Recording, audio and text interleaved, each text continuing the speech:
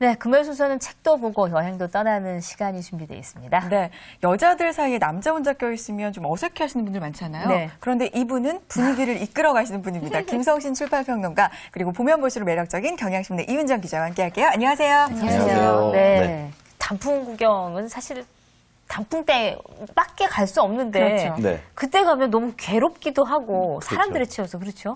어떻게 할까요? 그렇기는 해도요. 또 네. 막상 그 가기 전에 생각이고요. 막상 가서 보면 그 압도적인 아름다움이잖아요.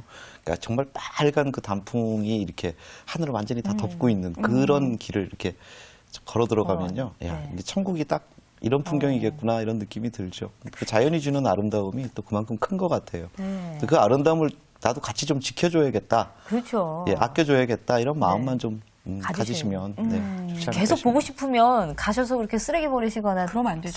소리 지르시면 안 돼요.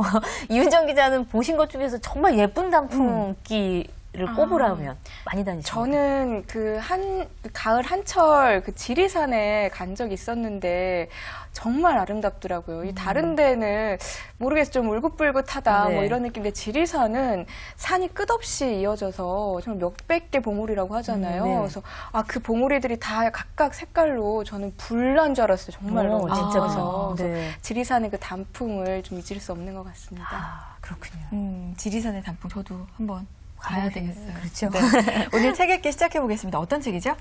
아주 그 따뜻해지는 멋진 책인데요. 네. 골목 안 풍경 의 전집입니다. 네. 이게 사진집이고요. 굉장히 두꺼운데 와. 겁먹으실 필요가 없는 것이 네. 내용이 전부 이렇게 사진으로 이루어진 책입니다. 네. 글보다는 그림이 많네요. 네. 딱 저희 수준에. 딱 좋아하는. 아니, 저 지난주에 사실 약간 이제 예고를 해 주시긴 했어요. 네. 골목 안에 대한 사진의 얘기를 해 주시겠다. 예. 김기찬이라는 그 분이신데요. 그러니까 2005년도에 세상을 떠나신 분이고 우리나라의 대표적인 사진 작가분 중에 한 분이시다 이렇게 아시면 될 것 같습니다. 근데 네. 특히 이분의 작업은 평생 동안 아주 일관됐습니다. 네. 전부 골목 70년대부터 뭐 60년대도 있고요. 뭐 그 도시의 특히 서울의 골목 그 뒷골목을 찍고 다니셨거든요. 네. 그래서 지금 이 책 같은 경우에는 이제 사진집 같은 경우에는 그 책의 수명이 이제 짧습니다. 대부분 책을 찾아서 이렇게 인터넷 검색해 보시면 다 대부분 절판 뭐 이렇게 돼 있습니다. 네. 그래서 보관하기가 힘들거든요. 네. 근데 이렇게 뭐 품절되거나 이렇게 절판된 책들, 그 저자가 생전에 그 편집을 하고 그 떠난 책이 이제 골목 안 풍경이라는 책으로 나와 있는데요. 여기에 수록되어 있는 사진 포함하고 또 유작들까지 해서 총 500점 정도의 사진, 김기찬 선생의 평생의 작업이 이 한 권에 들어가 있습니다. 보통 사진집들은요, 작품집으로 나오게 되면 뭐 5만 원, 10만 원 이렇게 쉽게 가는데 네. 이 책은 좀 대중적으로 이 굉장히 저렴한 가격에 이 김기찬 선생의 책을 그 사진을 전체적으로 다 맛볼 수 있게끔 그렇게 또 구성된 것 특징입니다. 네, 내용도 알차고 또 저렴하기도 하고요. 네. 김기찬 선생이 사진에 관심을 갖게 된 계기도 좀 궁금해요. 네, 그 이분께서는 원래 예전에 동양방송국이라고 했죠. 네. TBS, 예, TBC죠. 네. TBC의 그 영상 제작 부장을 하시다가 이제 KBS로 이제 합병이 되지 네. 않았습니까? 그래서 거기 그 KBS의 영상 제작국 제작 일부장 뭐 이런 것들을 네. 맡아서 이게 전형적인 방송인이기도 하고 네. 직장인이기도 하셨던 분입니다. 그런데 그러네요. 뭐 영상과 관련이 아주 없는 것은 아니지만 다시 사진 작가로서의 길을 이렇게 곧바로 걸어가신 분은 아닌데요. 취미로 시작을 하셨어요. 그래서 네. 이분께서 말년에 남긴 그 에세이라든지 이런 것들을 보면 재미있는 이야기를 하는데 그야말로 취미처럼 시작한 일이 위대한 예술가의 길로 가게 된 첫걸음이었다라는 것이 굉장히 이채롭기도 합니다. 1964년도에 방송국에 입사를 하셨는데요.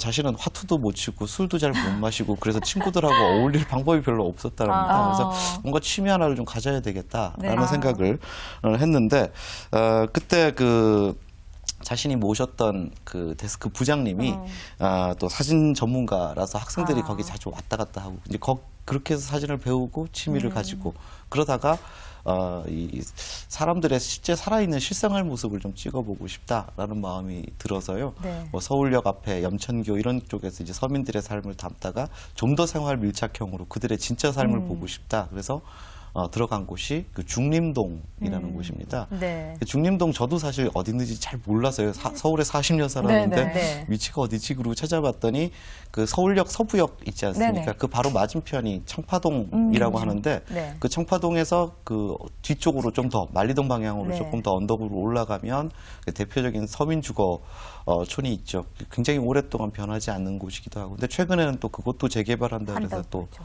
네. 이야기가 나오고 있기는 하죠. 바로 네. 그곳을 배경으로 그곳에서 살고 있는 사람들, 그 골목 안의 풍경을 30년이 넘도록 사진으로 찍어서 이게 기록으로 남겼습니다. 그 사실 사진 찍으려면은 네. 지금 화면에도 나왔지만 저런 책의 크기가 아니잖아요. 약간 좀 네. 크게 이렇게 그렇죠. 도록같이 좀 네. 이렇게 큰 사이즈가 좀 크기도 한데 앨범처럼요. 네, 좀 그렇지가 않은데다가 사실 이제 카메라 감독님들 말씀 들어보면 동영상을 찍는 거하고 딱 서 있는 사진 찍는 거하고 약간 차이가 미묘하게 네. 있다고 그러시더라고요. 예, 그런 차이에서 아마 그 어떻게 좀 다른 꿈을 꾸게 되신 게 아닌가 이런 생각도 좀 드는데요. 네. 예, 그렇습니다. 그야말로 이 골목 안에서 자신의 그야말로 고향을 처음 만나게 됐다. 그러니까 네. 그야말로 자신의 마음의 어떤 본향 뭐 이런 것들을 찾게 된 것 같고요. 또 네. 가난하지만 열심히 살아가고 있는 사람들의 그 모습에서 인간의 따뜻한 본심이라는 것을 느끼게 됐다고 합니다. 그래서 나는 이것을 평생 동안 내 사진, 내 예술의 어떤 하나의 본류로 삼아야겠다라고 네. 마음을 먹었다고 하는데, 근데 한 곳에서 크게 그 많지 않은 곳에서 오랫동안 그 마을 사람들을 사진에 담았잖아요. 네. 그러니까 뭐 못 모르는 사람들이 찍는 사진이 아니고 항상 곁에 있는 사진가였던 겁니다. 그러니까 그 동네, 그 마을 사람들하고 유대 관계가 있을 수밖에 없죠. 네. 그래서 아주 특이한 기록 사진을 이분이 또 남기기도 했습니다. 아주 특이한 기록 예. 사진이요? 뭐예요? 보통 사진 작품 하게 되면은 그냥 그 한 컷으로 끝나지 않습니까? 예. 근데 네. 1960년대 말이나 70년대 초에 그 중림동 골목에서 뛰놀던 어린아이들이라든지 그 속에 등장했었던 네네. 그 인물들을 아, 지금 나온 10년, 사진이죠. 20년, 네. 30년 다시 찾아가서 똑같은 모델을. 똑같은 곳에서 똑같은 모델들을 다시 사진을 찍습니다. 아. 예, 그래서 그들의 모습이 어떻게 변했는지를 네. 이렇게 바로 옆에서 곁에 두고 비교하면서 볼 수 있게끔 또 이렇게도 사진 작업을 마련을 하셨습니다. 저 강아지는 지금까지 있기 힘들겠네요. 그렇죠. 사람은 몰라도 저 근데 지금 그 강아지를 강아지를 예. 안고 막 그렇게 골목쟁이를 뛰어다니던 그 꼬마가, 꼬마 아가씨가 꼬마요. 네. 예, 이제 중년의 나이로 어. 사진에 또 등장을 하고 있기도 하거든요. 사진 한번 보여드릴게요. 네, 여기서 예. 한번 볼까요? 여기 이제 아주 예쁜 꼬마들이 있죠? 네. 명이. 예, 두 명이 지금 꼬마들이 문틈에서 한 서 10년 정도 있는데, 네. 지났을 때 이런 모습으로 바뀌고요. 똑같은 자세, 예. 똑같은 위치, 뭐 같은 와. 집이었는지 모르겠지만 자매인데요. 예. 그러고 나서는 이렇게 많이, 변하신 거예요? 많이 성장을 하셨습니다. 그리고 더 연세를 드셨죠. 어머니 모시고 찍은 오. 이제 중년의 여인들 예, 예, 예. 모습을 보실 수가 있죠. 네. 이런 연작 사진들이 아주 특이하게 네. 이 책 속에 등장을 합니다. 쭉 따라가면서 사실 저 모델분들이 이제 이름하여 모델이시잖아요. 네. 그분들이 계속 사시고 계시는 것도 좀 참 특이한 일이기도 하네요. 네. 그렇죠. 사실 이곳이 뭐 이렇게 막 신흥으로 아파트촌이 들어섰고 뭐 이러는 그렇죠. 곳이라면 네. 예, 뭐 10년이 아니라 5년 만에 찾아가도 아는 분 한 분도 안 계실 수도 있을 것 같은데 네. 워낙 처음에 찾아가셨던 곳도 중림동이라는 이제 서민 주거촌이었고 또 이렇게 주택으로 이루어진 곳이다 보니까 네. 예, 한 곳에 그렇게 30년, 40년 오랫동안 사시는 분들이 굉장히 많았고 그 안에서 조금 살림살이 나아져서 이사를 하시더라도 그 근처 어디로 가서 아. 계시거나 또 네. 그 김기찬 선생께서 그 동네 마을에 유대관계가 다 있으셨잖아요. 네네. 10년, 20년 사시다가 떠난 분들은 그 이웃들이 이미 친구기 때문에 그분이 지금 어디서 살아요라는 정보를 다 줄 수가 있었던 겁니다. 그러니까 그야말로 이 아파트적인 삶 속에서는 전혀 상상할 수 상상할 수 없는 이제 그런 어떤 인간과 인간, 네. 사람과 사람의 어떤 가슴이 만나는 그런 동네로서의 풍경 이런 것들을 이렇게 기록으로 남길 수 있었던 배경이 이제 바로 그렇기도 하죠. 네. 이 김기찬 작가면 이제 골목이 생각이 나고요. 그럼 김기찬 작가한테 골목은 작업의 공간이자 인생이자 네. 또 친구가 될 수 있는 그런 바로 공간이었던 것 그렇습니다. 같은데. 본인도 네. 그런 말씀을 남기셨어요. 하여튼 골목이라는 것이 나에게 있어서는 단순히 사람이 다니는 통로의 의미뿐만이 아니었다. 네. 그러니까 뭐 나에게 있어서는 거실이기도 했고 놀이터이기도 했고요, 공부방이기도 했고 이 동네 사람들 간의 소통과 생활의 현장이기도 했다. 나는 그 지점에 주목을 했다. 이런 네. 이야기들을 뭐 생전에 하기도 하셨고요. 이 도시 재개발 때문에 이 골목들이 사라지고 아파트 단지가 이제 들어서자 이 후반기 작업들 같은 경우 그래서 이 골목 안 풍경을 계속 이렇게 확장시켜 나가는 것이 아니라 그 골목에 살았던 사람들을 추적하는 작업으로 자연스럽게 변화한 것이다. 이런 또 설명도 네. 생전에 남기셨습니다. 네. 사실 이제 예전에 제 기억에도 동생이 골목에서 공차기를 하거나 그러면은 이게 협소하잖아요. 네. 그러니까 더 재밌는 게 있는 거예요. 여기 딱 이쪽 벽에 부딪혀서 네. 갈 수 있는 멀리 공간이, 안 가죠. 예, 그렇게 되니까. 근데 요즘에는 그런 게 아예 없고, 자, 놀려면 운동장에서 놀아라 그러니까 아무도 안 놀아요.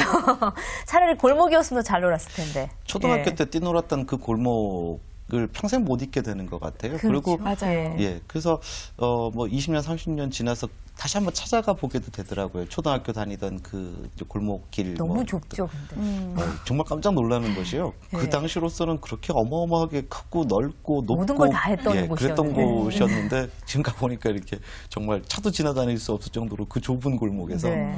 예, 마치 그곳에 온 세계가 있었던 듯이 놀았던 그 어린 시절을 추억하게 됐는데요. 네.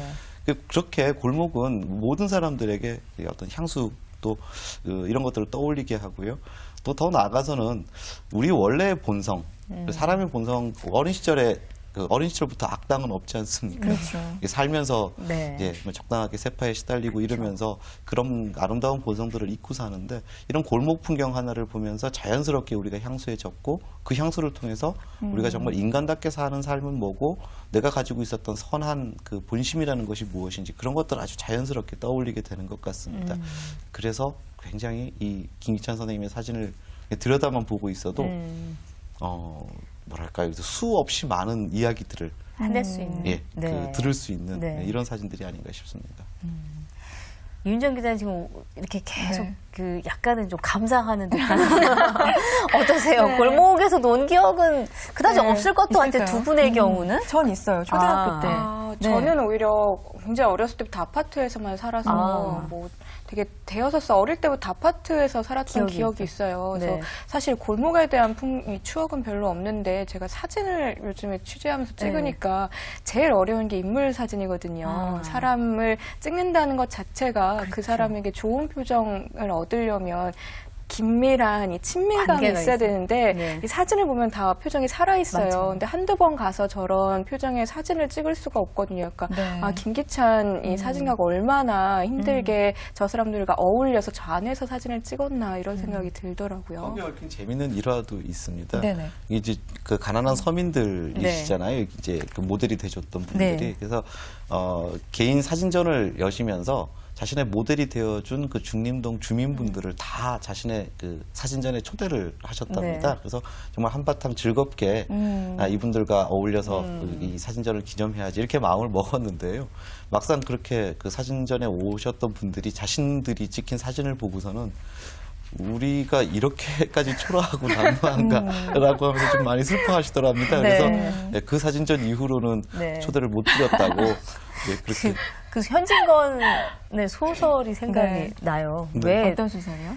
아유, 좀 시간은 가는데. 아니, 그거 왜 모델이 된 거죠. 사진, 그 미술 학생이 미술 학도가 이제 지게찜을 지는 아저씨에게 모델 해달라고 그러니까 이제 했어요. 돈을 얼마를 주셨죠? 집에 와갖고 나 오늘 정말 모델이 됐다고 내일은 정말 깔끔하게 하고 가야겠다고 그래서 그 차림에서 연도를 하고 깨끗하게 하고 갔더니 지금 미술 학도가 그림을 그리려고 한 건 그 모습이 아니었잖아요. 그렇죠. 그냥 가시라고.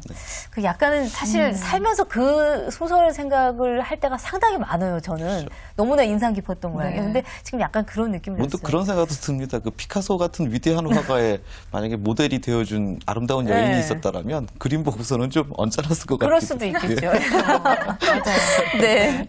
이 김기찬 감독이 골목을 사랑한 데는 나름의 이유가 있겠죠. 네. 우리도 이 책의 사진 보면서 그 이유가 뭔지 한번 느껴보는 것도 괜찮을 것 같습니다. 유쾌한 책 읽기였습니다.